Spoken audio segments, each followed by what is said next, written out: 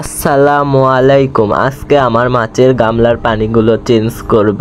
অনেক দিন ধরে পানি চেঞ্জ করা হয়নি, তাই ভাবলাম আজকে পানিগুলো চেঞ্জ করি। তাই উপর থেকে মাছের গামলাটি টিবল তলায় নিয়ে আসলাম। একটি গামলাতে পরিষ্কার পানি এনে পাশে রাখলাম। তারপর শ্যাওলাগুলো ছেঁকে ছেঁকে তুলে নেব। এখানে অনেক রকমের শ্যাওলা আছে, ছোট ছোট পানা, তারপরে কচুরে পানা রয়েছে। এই পানা মাছগুলো আমার বোনের ছেলের থেকে এনেছি। সেও অনেক রকমের মাছ চাষ করে। এক এক করে মাছ ধরে এই বাটিটাতে রাখছি।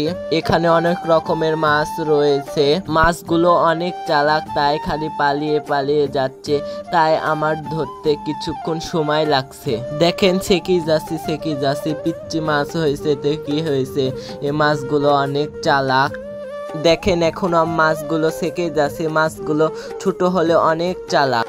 আমার মাছগুলো ধরা শেষ। এবার মাছের নিচের করা পাথরগুলো পরিষ্কার করে উপরে তুলে নেব। এই পাথরগুলো আমি বেড়াতে গিয়ে এনেছিলাম। এখানে সামুদ্রিক পাথরও আছে, আবার কিছু রোডের পাথরও রয়েছে। পাথর দিই কারণ পাথরে যে স্যাদলাগুলো জমে সেগুলো মাছ খেয়ে থাকে। আমার পাথর তোলা শেষ। এবার পানিগুলো সেকে নিচে ফেলে দেব, ভালো করে সেকে ফেলে দেব। এখানে অনেক ময়লাও জমেছে। ময়লা পানিগুলো ফেল দিয়ে আমি টিবল তলায় চলে যাব। কষলে গামলাটা ধুবো, কারণ মেলা দিন ধরে পরিষ্কার করা হয়নি, অনেক নোংরা জমেছে। ভালো করে ধোয়া হয়ে গেলে টিবল টিপে এক গামলা পরিষ্কার পানি ভরে নেব, কারণ পরিষ্কার পানিতে মাছ ভালো থাকে এবং মাছের খুব পছন্দ। আমার পানি ভরা হয়ে গেছে। এবার আবার সে জায়গায় চলে আস। ওই শ্যাওলাগুলো আবার পানিতে দিচ্ছি। শ্যাওলা দেওয়া হয়ে গেছে। এবার কচুরি পানাগুলো তুলে তুলে দিচ্ছি। শ্যাওলা কচুরি পানা দেওয়া হয়ে গেলে এবার এক এক করে পাথরগুলো ভালো করে দিয়ে নেব। পাথরগুলো ভালো করে মেল করে দেব। এখানে অনেক পাথর পড়ে আছে, তাই আমার একটু খুঁজে দিতে দেরি হচ্ছে। এবার পাথর দেওয়া শেষ। আমি এক এক করে মাছ ধরে দিচ্ছি।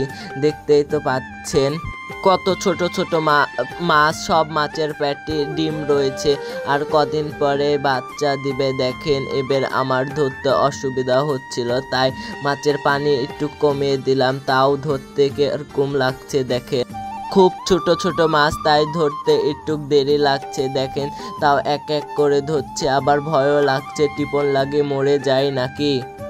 মাছগুলো কত চালাক, খালি হাতের পাশ দিয়ে পালাচ্ছে, তাই আমি একটু পানিগুলো ঢেলে কমিয়ে নিলাম। তাও ধরতেই পাচ্ছি না। এবার একটা ধরতে পেলাম। দেখেন ছেড়ে দিচ্ছি, মাছগুলো পালালো।